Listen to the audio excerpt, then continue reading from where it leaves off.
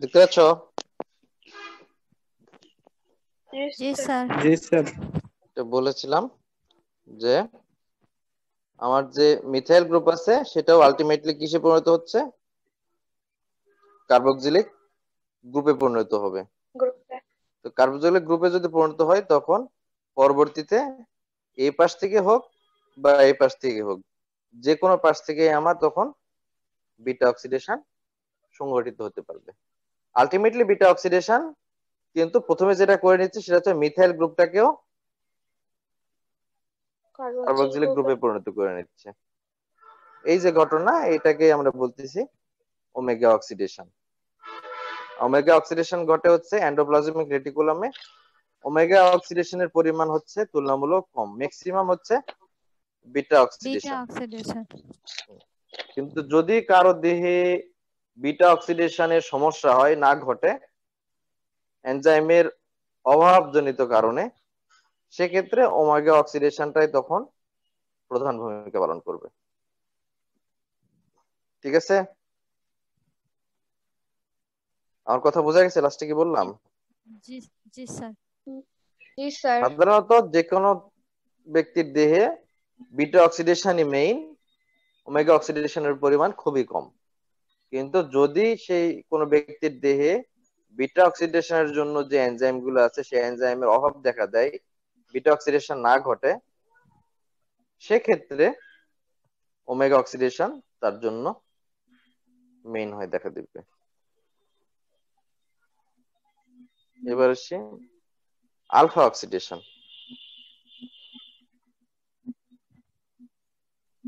Alpha oxidation কি? যদি beta পজিশনে মিথাইল গ্রুপ থাকে, যেমন এখানে দেখতে পাচ্ছ তোমরা, বিটা পজিশনে একটা মিথাইল গ্রুপ আছে। তো বিটা পজিশনে মিথাইল গ্রুপ থাকলে সেটার বিটা অক্সিডেশন সম্ভব নয়। তো কি করতে হবে? বিটা পজিশন থেকে মিথাইল গ্রুপটা সরাতে হবে। কি হিসেবে সরাই দিছে? একটা কার্বনকে সরাই দিছে কার্বন ডাই অক্সাইড হিসেবে। তো যখন একটা কার্বনের পরিমাণ কমে গিয়েছে তখন কি হবে? বিটা পজিশনে তখন আর মিথাইল গ্রুপটা থাকবে না। তখন কোন পজিশনে আসবে? এটা আলফা পজিশন। আর বিটা পজিশন তখন কি? ফ্রি অবস্থায় আছে। বিটা পজিশনের সাথে কোনো মিথাইল গ্রুপ যুক্ত নেই। যখনই বিটা পজিশনে কোনো কিছু যুক্ত নেই, ফ্রি আছে, তখন সেখানে বিটা অক্সিডেশন সংঘটিত হবে। আর যেটা তৈরি হবে সেটা হচ্ছে প্রোপানয়ল ওয়ে। এই হচ্ছে আলফা অক্সিডেশন। আলফা অক্সিডেশনটা প্রথম থেকে বুঝলাম না। আলফা অক্সিডেশনের সমস্যা হচ্ছে যদি কোনো ফ্যাটি অ্যাসিডের বিটা পজিশনে মিথাইল গ্রুপ থাকে, তাহলে সেটা বিটা অক্সিডেশনের যে প্রসিডিউর, সেই প্রসিডিউরে ভাঙবে না। তো বিটা পজিশনে যদি কোনো কিছু থাকার ফলে বিটা অক্সিডেশন না ঘটে, তাহলে কি হবে? সেখান থেকে একটা কার্বন ডাই অক্সাইড হিসেবে রিলিজ হবে।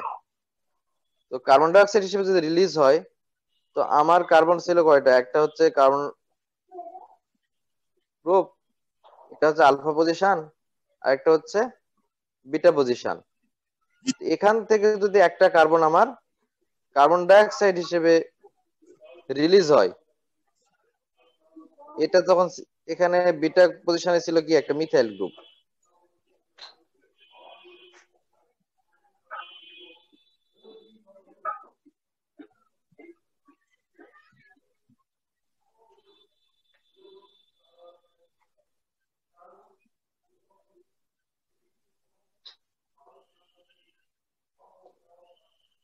ঠিক আছে, তো আমার বিটা পজিশনে মিথাইল গ্রুপ থাকার কারণে বিটা অক্সিডেশন হচ্ছে না। তখন কি করতেছে? একটা কার্বন ডাই অক্সাইড আমার রিলিজ হচ্ছে। যখনই কার্বন ডাই অক্সাইড একটা রিলিজ হচ্ছে, একটা কার্বন কমে যাচ্ছে, তখন ধরলাম একটা কার্বন চলে গেছে, তখন কি দাঁড়াবে?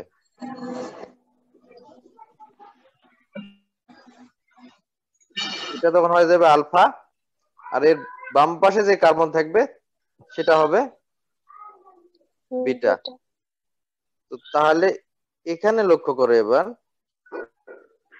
বিটা পজিশন যদি আলফা পজিশন হয়ে যায়, তাহলে এই পাশে যে গামা পজিশন ছিল সেটা হবে আমার বিটা পজিশন। আর সেই গামা পজিশনে কোনো মিথাইল গ্রুপ যুক্ত আছে? না। নেই। তো সেই যুক্ত না থাকার কারণে আমার তখন এটা যেহেতু বিটা পজিশন এবং কোনো কিছু যুক্ত নাই, তখন সেখানে বিটা অক্সিডেশন সংঘটিত হবে।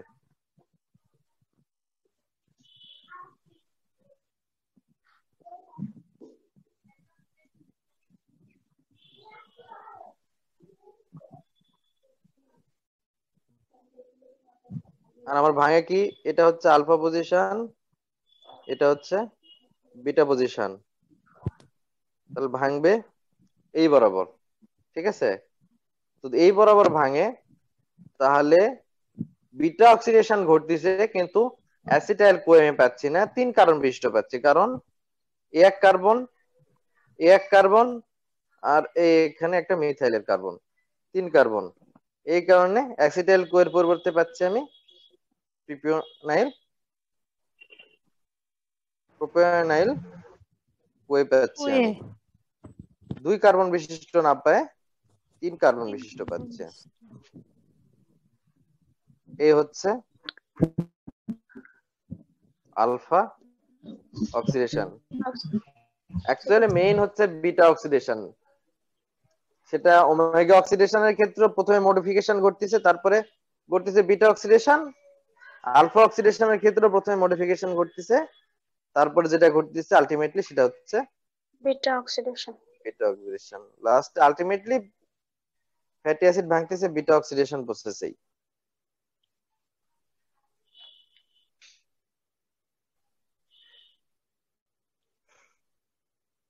আলফা অক্সিডেশন ঘটে আমাদের পারক্সিজম আছে, সেই পারক্সিজমে।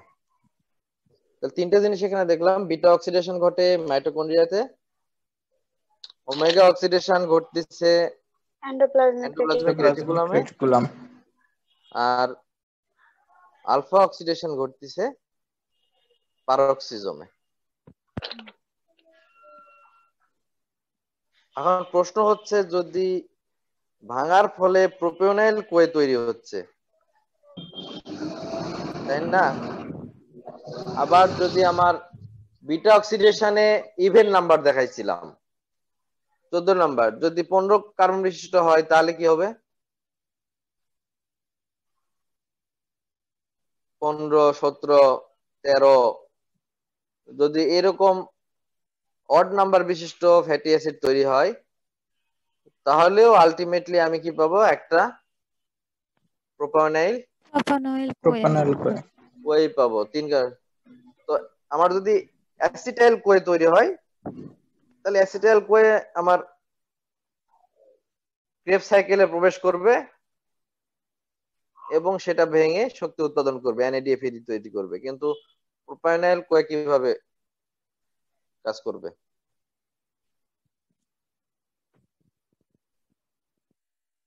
বুঝা গেছে আমার প্রশ্ন?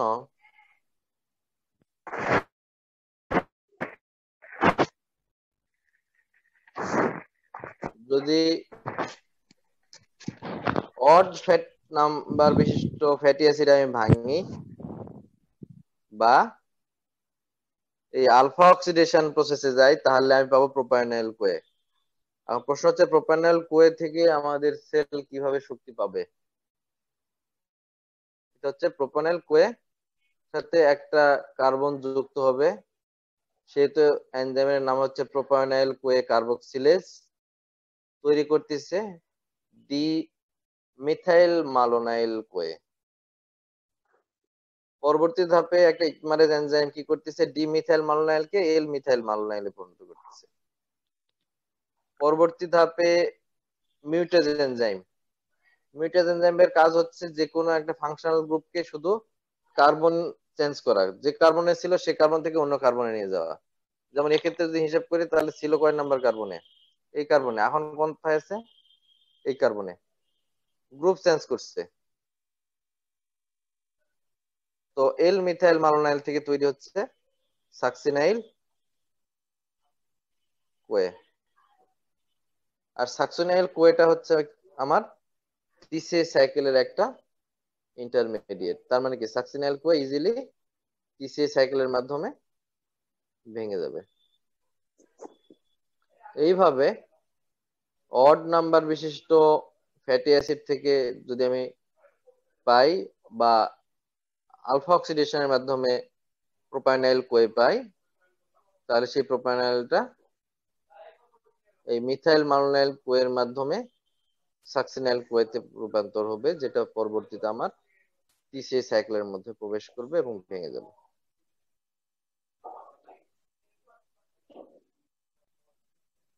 কারো কোনো কোশ্চেন?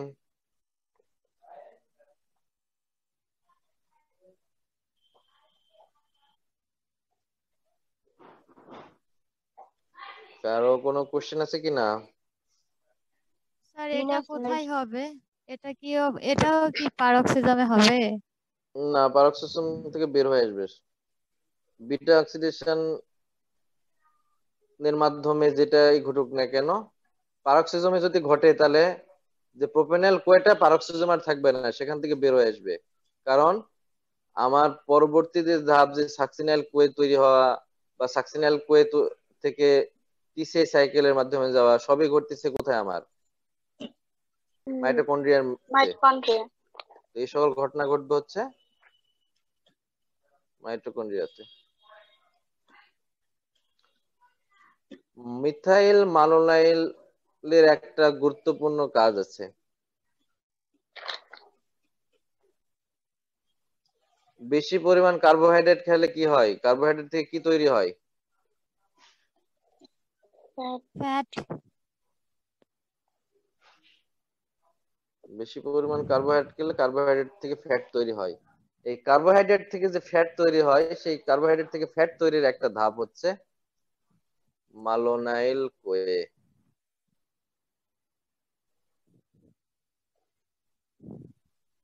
দেখা যাচ্ছে? এখানে যেটা প্রশ্ন সেটা হচ্ছে, যদি আমার সেলে কার্বোহাইড্রেটও থাকে এবং আমার সেল স্টোর করে রাখছে লিপিডও থাকে, তাহলে দুটা কি একসঙ্গে ভাঙবে না ভাঙবে না? যদি না ভাঙে কেন ভাঙবে না? আর যদি ভাঙে তাহলে কি সমস্যা?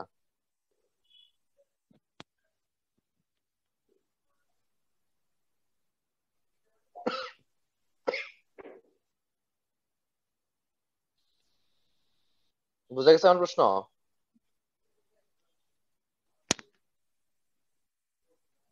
হ্যালো, জি আমার প্রশ্নটা ছিল যে যদি আমার দেহের মধ্যে পর্যাপ্ত পরিমাণ কার্বোহাইড্রেট থাকে, তাহলে আমার সেল যে সঞ্চয় করে রাখছে লিপিড, সে লিপিড ভাঙবে কিনা? না, ভাঙবে না তো। ভাঙবে না। কেন ভাঙবে না? স্যার আমাদের দেহ যদি পর্যাপ্ত পরিমাণে এনার্জি পায় তাহলে তো ওটা ভাঙার দরকার নাই। দরকার নাই সেটা আমি কেমনে বুঝবো? সেলের মধ্যে তো সব এনজাইম আছে, সেল কেন ভাঙবে না? লিপিড আছে, মাইটোকন্ড্রিয়া আছে, মাইটোকন্ড্রিয়ার মধ্যে লিপিড ভাঙার সব এনজাইম আছে, তাহলে কেন আমার লিপিডটা ভাঙবে না?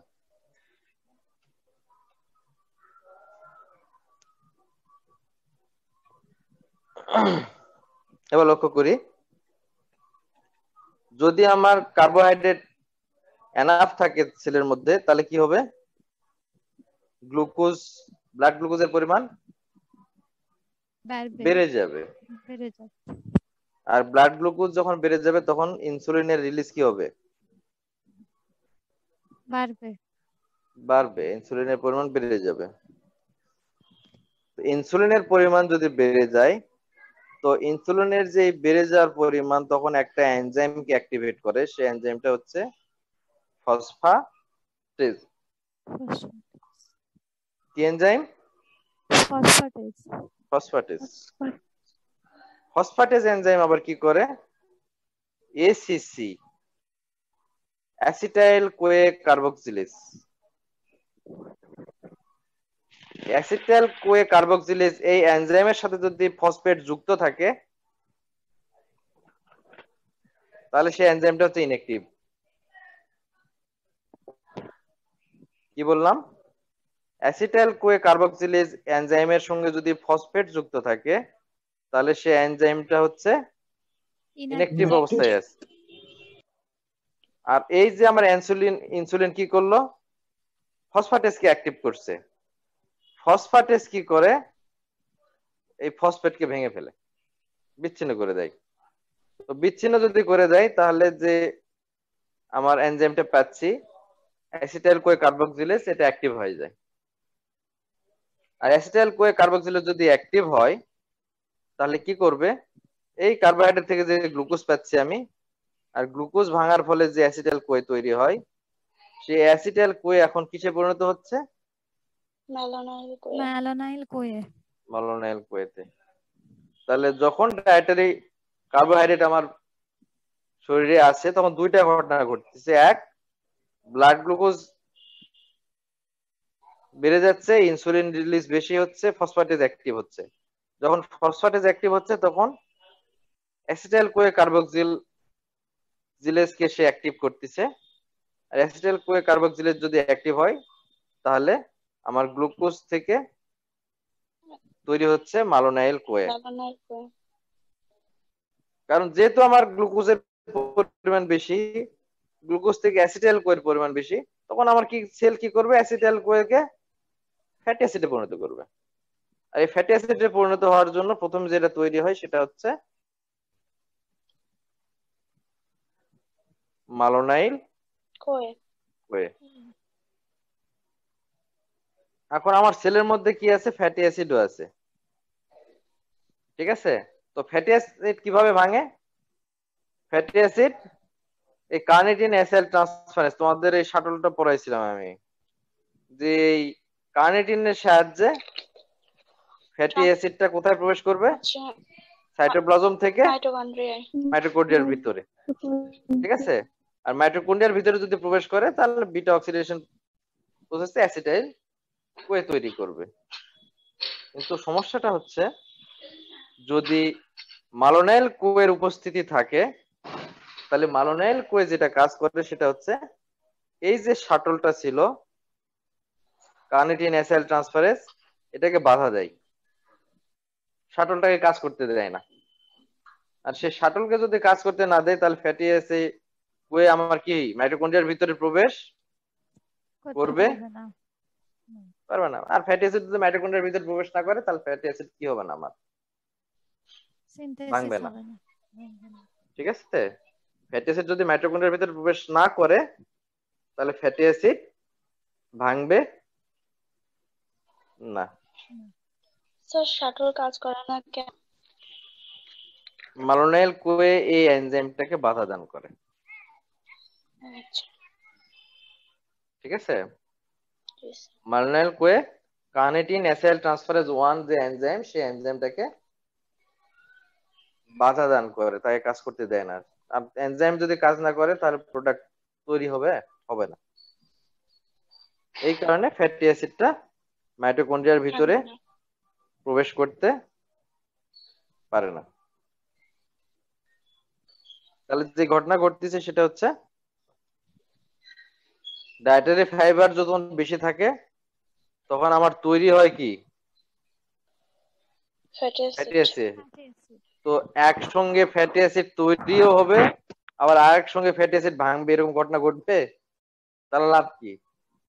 একই সঙ্গে দুটো ঘটনা ঘটার দরকার নেই। একজন ফ্যাটি অ্যাসিড তৈরি করতেছে আর একজন ভাঙতেছে, তো দুইটা ঘটনা ঘটবে না একসঙ্গে, ঘটতে দিবে না সেল।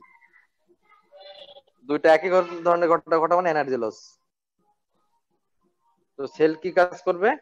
যখন কার্বোহাইড্রেটের পরিমাণ বেশি থাকবে তখন ফ্যাটি অ্যাসিডকে সে ভাঙতে দিবে না, বরঞ্চ ফ্যাটি অ্যাসিড সে তৈরি করবে। কিন্তু যদি কোনো কারণে কি হয়, কার্বোহাইড্রেট না থাকে, যেমন কি কন্ডিশন, লো ব্লাড গ্লুকোজ, মানে কি রক্তে গ্লুকোজের পরিমাণ কম। কমে গেছে, তার মানে কি কার্বোহাইড্রেট আছে না। নেই। তো কার্বোহাইড্রেট যদি না থাকে, রক্তে যদি গ্লুকোজের পরিমাণ কমে যায়, তখন যে এনজাইম রিলিজ হয়, সরি হরমোন রিলিজ হয়, সেটা হচ্ছে গ্লুকাগন। গ্লুকাগন যদি রিলিজ হয় তখন সে আরেকটা এনজাইমকে অ্যাক্টিভেট করে, সেটা হচ্ছে পিকেএন। ফসফোকাইনেজ। ঠিক আছে, সে ফসফোকাইনেজ এনজাইমকে অ্যাক্টিভেট করে। যখন সে ফসফোকাইনেজ এনজাইমকে অ্যাক্টিভেট করবে, ফসফোকাইনেজ এনজাইম যে কাজ করে সেটা হচ্ছে, এই যে আমার অ্যাসিটাইল কোয়ে কার্বক্সিলেজ অ্যাক্টিভ কন্ডিশনে আছে, এর সঙ্গে ফসফেট একটা যুক্ত করে দিবে, যুক্ত করে দিয়ে এই এনজাইমটাকে কি করবে, ইনঅ্যাক্টিভ করে ফেলবে। এনজাইম যদি ইনঅ্যাক্টিভ হয় তাহলে মালনাইল কোয়েও তৈরি হবে না। মালনাইল কোয়ে যদি তৈরি না হয়, এই যে বাধা দিচ্ছিল, বাধা দেওয়ার ঘটনাও ঘটবে না। ঘটবে না। বাধা দিতে পারবে না। মালনাইল কোয়ে নাই, বাধা দিবে কে? তখন আমার সেলের মধ্যে যে ফ্যাটি অ্যাসিড আছে সেটা সেটা ভাঙবে। মাইটোকন্ড্রিয়ার মধ্যে প্রবেশ করবে এবং বিটা অক্সিডেশন প্রসেসে অ্যাসিটাইল কোয়ে তৈরি করবে। এভাবে সেল নিজের মধ্যে কোঅর্ডিনেট করে যে কার্বোহাইড্রেট যখন বেশি থাকবে তখন কার্বোহাইড্রেট ভাঙবে, আমার সঞ্চিত যে ফ্যাট আছে সেটা ব্যবহার করবে না। আর যদি কার্বোহাইড্রেটের পরিমাণ কমে যায় তখন সেল আমার যে সঞ্চিত লিপিড আছে সেই লিপিডটাকে ব্যবহার করে শক্তি উৎপাদন করবে।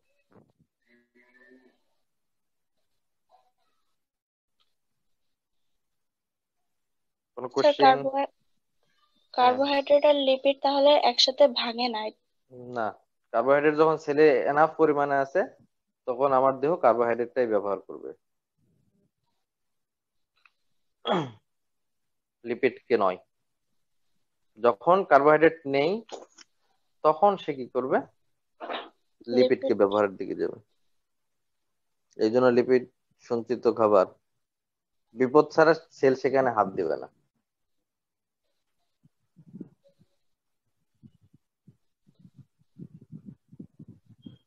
এখন কোশ্চেন?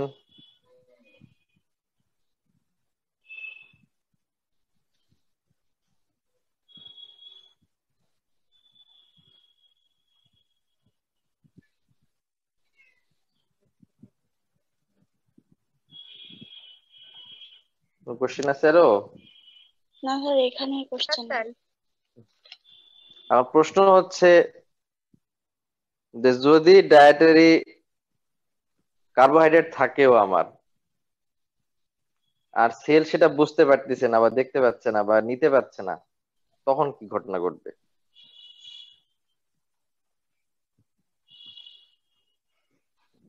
বোঝা গেছে আমার প্রশ্ন?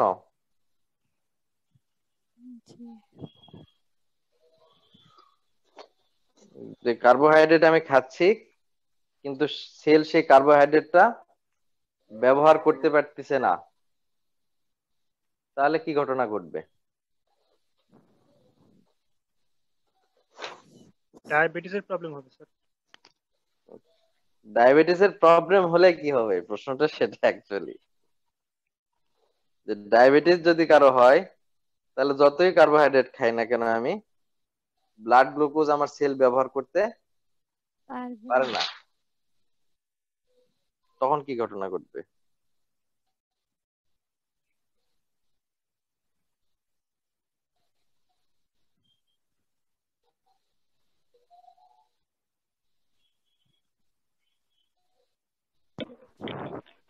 Sir, hyperglycaemia. এবার অন্য কিছুতে আসি, পরে বলবো নি কি ঘটায়। কিটোনি বডিজ নাম শুনছো? তখন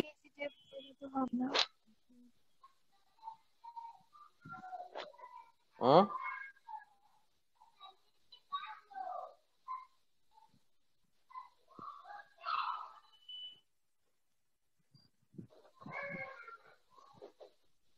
আমার যে লিপিড আছে সে লিপিড ভাঙার ফলে তৈরি হচ্ছে আমার অ্যাসিটাইল সরি ফ্যাটি অ্যাসিড পাচ্ছি আমি। তো ফ্যাটি অ্যাসিড ভেঙে আমার কি তৈরি করে? অ্যাসিটাইল কোয়ে তৈরি করে, ওয়ে যেটা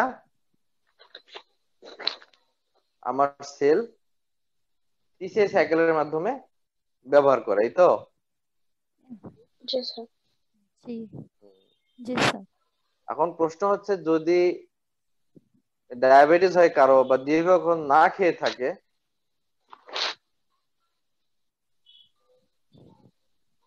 তখন কি করে? গ্লুকোনিওজেনেসিস প্রক্রিয়ায় এই টিসিএ সাইকেলের যে ইন্টারমিডিয়েট গুলো আছে সেগুলা ব্যয় করে ফেলে।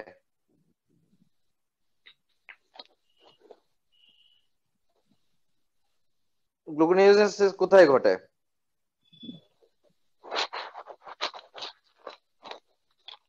লিভারে। লিভারে। এখন লিভারে গ্লুকোনিওজেনেসিস প্রক্রিয়া কি করছে?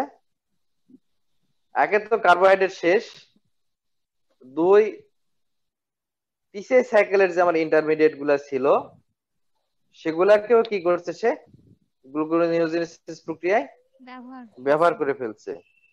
এখন গ্লুকোনিওজেনেসিস প্রক্রিয়া যদি টিসিএ সাইকেলের ইন্টারমিডিয়েট গুলা ব্যয় হয়ে যায়, তাহলে আমি যদি ফ্যাটি অ্যাসিড থেকে অ্যাসিটাইল কোয়েও পাই, সে ভাঙবে কিভাবে?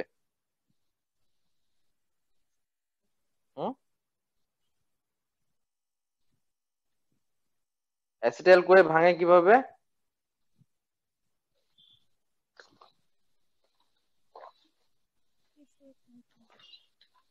অ্যাসিটাইল কোয়ে টিসিএ সাইকেলে প্রবেশ করবে এবং আমাকে এনার্জি দিবে। কিন্তু সমস্যা হচ্ছে যে টিসিএ সাইকেলের ইন্টারমিডিয়েটই আর কি নেই, টিসিএ সাইকেলই চলছে না আমার, টিসিএ সাইকেলের ইন্টারমিডিয়েট ব্যয় করে ফেলছি।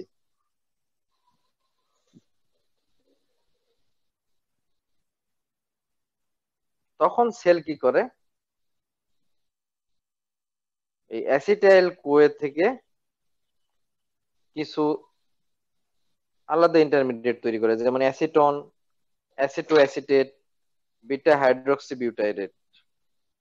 এই যে তিনটা সাবস্টেন্স, এই তিনটা সাবস্টেন্সকে বলে কিটোনি বডিজ। ঠিক আছে? বিভিন্ন সেল, যেমন ব্রেন সেল, শুধুমাত্র কি ব্যবহার করতে পারে শক্তির উৎস হিসেবে? গ্লুকোজ ব্যবহার করতে পারে। গ্লুকোজ। কিন্তু তারা গ্লুকোজ ছাড়াও এরকম ক্ষেত্রে, স্টারভেশন এর ক্ষেত্রে, এই কিটোনি বডিজ ব্যবহার করতে পারে তারা। ঠিক আছে? তখন সেল বা এই লিভার সেল যকৃৎ কি করতেছে, আমার ফ্যাটি অ্যাসিডকে ভেঙে এই কিটোনি বডিজ তৈরি করতেছে এবং কিটোনি বডিজকে শক্তির উৎপাদনের জন্য দেহের বিভিন্ন জায়গায় পাঠায় দিচ্ছে। প্রশ্ন হচ্ছে কিটোনি বডিজ তৈরি হয় কিভাবে?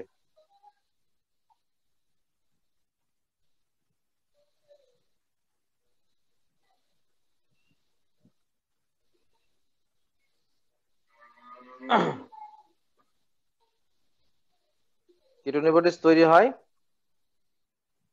দুইটা অ্যাসিটাইল কোয়ে একসঙ্গে যুক্ত হচ্ছে, যুক্ত হওয়ার ফলে তৈরি করতেছে অ্যাসিটো অ্যাসিটাইল কোয়ে। পরবর্তী ধাপে এর সঙ্গে আরেকটা অ্যাসিটাইল কোয়ে যুক্ত হচ্ছে, তৈরি করতেছে beta hydroxy beta methyl গ্লুটারাইল Koi, সংক্ষেপে এইচএমজি কোয়ে। পরবর্তী ধাপে একটা অ্যাসিটাইল কোয়ে চলে যাচ্ছে, তৈরি করতেছে অ্যাসিটো অ্যাসিটেট। অ্যাসিটো অ্যাসিটেট হচ্ছে আমার একটা কিটোনি বডিজ। এবং অ্যাসিটো অ্যাসিটেট থেকে আরো দুইটা কিটোন বডিজ তৈরি করতেছে। একটা হচ্ছে ডিকার্বক্সিলেশনের মাধ্যমে তৈরি করতেছে অ্যাসিটোন, আর একটা হচ্ছে ডিহাইড্রোজেনেস এনজাইমের সাহায্যে তৈরি হাইড্রক্স করতেছে বিটা হাইড্রক্সি বিউটাইরেট। এই হচ্ছে তিনটা বিউটারেট। কিটোনি বডিজ। তিনটা কিটোনি বডিজ এর মধ্যে যে অ্যাসিটোন আছে সেটা উদ্বায়ী, মানে এমনি নিঃশ্বাসের মাধ্যমে বের হয়ে যায়। আর যে দুইটা থাকে অ্যাসিটো অ্যাসিটেট বিটা হাইড্রক্সি বিউটাইরেট, এই দুইটা অ্যাকচুয়ালি রক্তের সাহায্যে লিভার থেকে সেলের মানে অন্যান্য সেলে চলে যায়। তাহলে এখানে কিটোনি বডিজ তৈরি হচ্ছে কিভাবে? প্রথমে দুইটা অ্যাসিটাইল কোয়ে মিলে তৈরি করতেছে অ্যাসিটো অ্যাসিটাইল কোয়ে, পরবর্তীতে এর সঙ্গে আরেকটা অ্যাসিটাইল কোয়ে মিলে তৈরি করতেছে beta hydroxy beta methyl গ্লুটাইল Koi, পরবর্তীতে একটা অ্যাসিটাইল কোয়ে এখান থেকে চলে যাওয়ার কারণে তৈরি করতেছে অ্যাসিটো অ্যাসিটেট, অ্যাসিটো অ্যাসিটেট থেকে তৈরি হচ্ছে বিটা হাইড্রক্সি বিউটাইরেট। এটা হচ্ছে লিভারে তৈরি হচ্ছে এই প্রসেসে অ্যাসিটো অ্যাসিটেট আর বিটা হাইড্রক্সি বিউটাইরেট। এখন এই দুইটা জিনিস আমার কি হবে, লিভার থেকে আমার অন্যান্য সেলে চলে যাবে শক্তি উৎপাদনের জন্য। যেমন এই যে বিটা হাইড্রক্সি বিউটাইরেট, বিটা হাইড্রক্সি বিউটাইরেট থেকে তৈরি হচ্ছে অ্যাসিটো অ্যাসিটেট, অ্যাসিটো অ্যাসিটেট থেকে তৈরি হচ্ছে অ্যাসিটো অ্যাসিটাইল কোয়ে, অ্যাসিটো অ্যাসিটাইল কোয়ে ভেঙে তৈরি করতেছে দুইটা অ্যাসিটাইল কোয়ে। মানে মোটামুটি তৈরি হয়েছিল যেভাবে, এটা ভাঙতিছেও সেইভাবে। এইভাবে, মানে তৈরি হয়েছিল এইভাবে, ভাঙতেছে এইভাবে আর কি।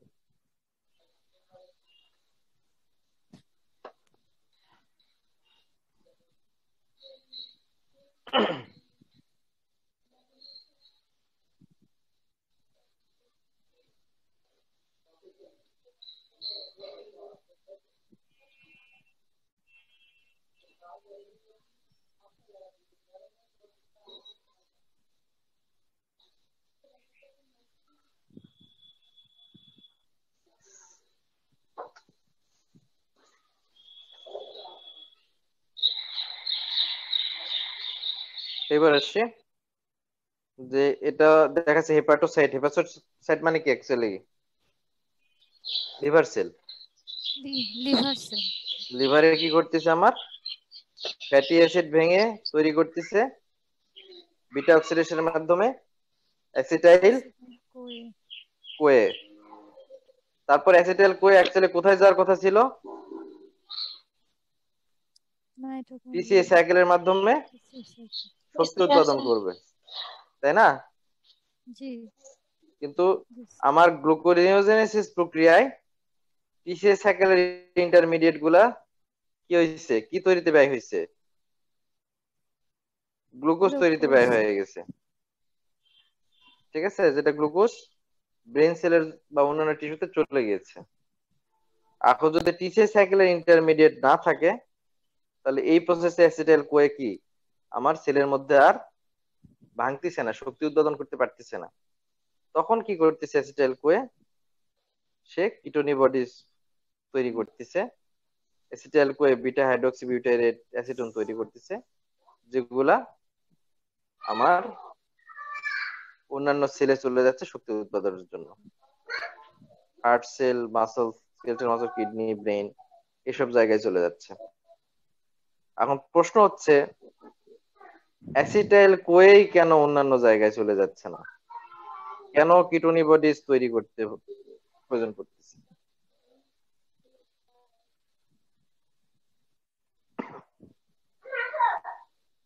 বুঝা গেছে আমার কোশ্চেন?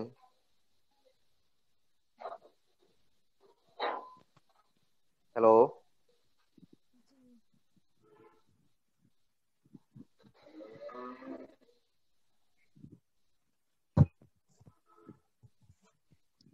কোশ্চেন বুঝে গিয়েছে? কি কোশ্চেন করছি?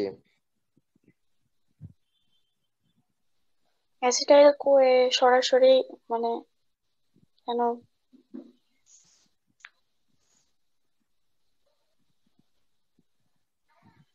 অ্যাসিটাইল কোয়ে সরাসরি অন্যান্য সেলে কেন ট্রান্সফার হচ্ছে না? কেন অ্যাসিটাইল কোয়ে থেকে কিটোনি বডিজ তৈরি করা লাগতেছে? আবার কিটোনি বডিজ যখন অন্যান্য সেলে চলে যাচ্ছে, কিটোনি বডিজ ভেঙে আবার অ্যাসিটাইল কোয়ে তৈরি হচ্ছে।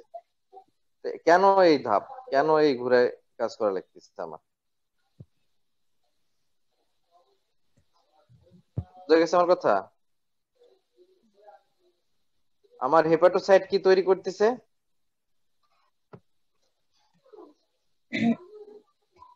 অ্যাসিটাইল কোয়ে থেকে কিটোনি বডিজ, সেই কিটোনি বডিজ আবার কি হচ্ছে, হেপাটোসাইট থেকে আমার ব্রেন সেল, মাসল সেল এই জায়গায় যাচ্ছে। এখানে যাওয়ার পরে কিটোনি বডিজ থেকে আবার অ্যাসিটাইল কোয়ে পরিণত হওয়া লাগতেছে। এই অতিরিক্ত কাজটুকু আমি কেন করতেছি? কেন কিটোনি বডিজ তৈরি করতেছি? আবার কেন সেই কিটোনি বডিজকে ভেঙে অ্যাসিটাইল কোয়ে তৈরি করতেছি? সরাসরি কেন অ্যাসিটাইল কোয়ে আমি ট্রান্সফার করতেছি না?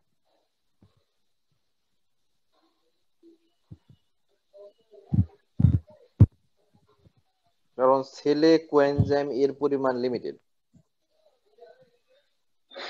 ঠিক আছে, হেপাটোসাইটের সেলে কোএনজাইম এর পরিমাণ লিমিটেড। একটা যদি 16 কার্বন বিশিষ্ট ফ্যাটি অ্যাসিড কেও আমি অ্যাসিটাইল কোয়েতে পরিণত করতে চাই, তাহলে কয়টা অ্যাসিটাইল কোয়ে লাগতেছে? 8টা। তাহলে এইভাবে যদি অ্যাসিটাইল কোয়ে আমি ট্রান্সফার করতে থাকি, তাহলে এই যে কোএনজাইম এ, এটা শর্ট হয়ে যাবে, সেলের মধ্যে আর থাকবে না, নিঃশেষ হয়ে যাবে। আর কোএনজাইম এ যদি নিঃশেষ হয়ে যায়, বিটা অক্সিডেশন আর ঘটবে না। এই কারণে আমি অ্যাসিটাইল কোয়ে থেকে কিটোনি বডিজ তৈরি করতেছি, যাতে আমি কোএনজাইম এটা ফেরত পাই। ঠিক আছে, অ্যাসিটাইল কোয়ের কোএনজাইমটা আমি সেল থেকে বের হতে দিচ্ছি না, সেটা সেলেই কনজার্ভ করতেছি আমি, যাতে আমার বিটা অক্সিডেশন প্রসেসটা কন্টিনিউয়াস থাকে, চালু থাকে।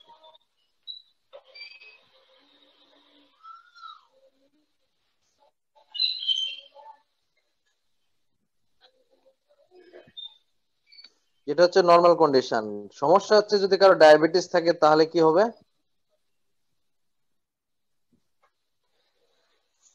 যার ডায়াবেটিস আছে, তার যদি কার্বোহাইড্রেট খাবার হিসেবে গ্রহণও করে, তাহলেও কি হবে না, তার কার্বোহাইড্রেট থেকে গ্লুকোজ তৈরি বা গ্লুকোজ থেকে যে শক্তি সেটা পাবে না সে। এর ফলে তার সেল কি করে, কন্টিনিউয়াস ফ্যাটি অ্যাসিড ভাঙতে থাকে আর কন্টিনিউয়াসলি কিটোনি বডিজ তৈরি করতে থাকে।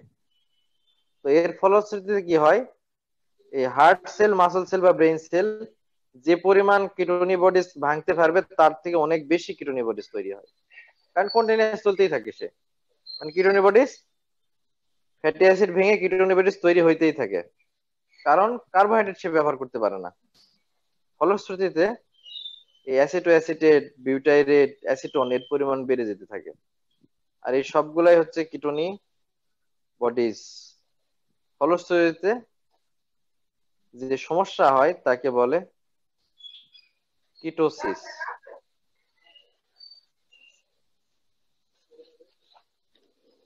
ঠিক আছে, আর এদের স্ট্রাকচার লক্ষ্য করলে দেখবা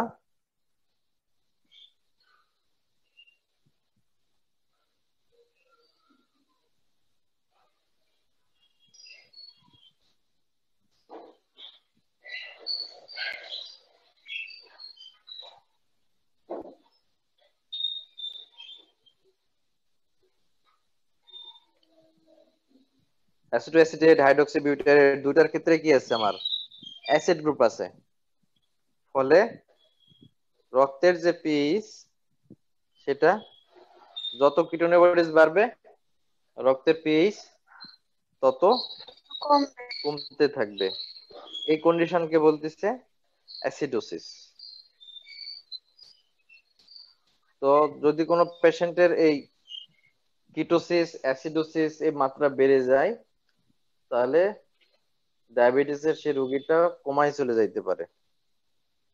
যদি সে তার ডায়াবেটিসের ট্রিটমেন্ট না করে তাহলে তার কি হতে পারে, কোমায় চলে যাইতে পারে সে।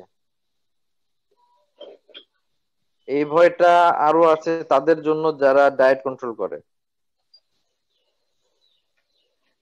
ডাক্তারের পরামর্শ ছাড়া ইচ্ছা মতো খাওয়া দাওয়া বন্ধ করে যদি দেয় তাহলে কি হবে, আমার সেল লিপিড ভেঙে কিটোনি বডিজ তৈরি করা শুরু করবে এনার্জি প্রয়োজনে। যদি অতিরিক্ত পরিমাণে তৈরি হয় কিটোনি বডিজ তাহলে যারা অতিরিক্ত পরিশ্রম করে এবং তার সঙ্গে ডায়েট কন্ট্রোল করতে চায় তাদের ক্ষেত্রে এই প্রবলেমটা হতে পারে। অতএব যারা ডায়েট কন্ট্রোল করতে চায় তাদেরকে ডাক্তারের পরামর্শ মেনে ডায়েট কন্ট্রোল করতে হবে, নিজের ইচ্ছা মতো নয়।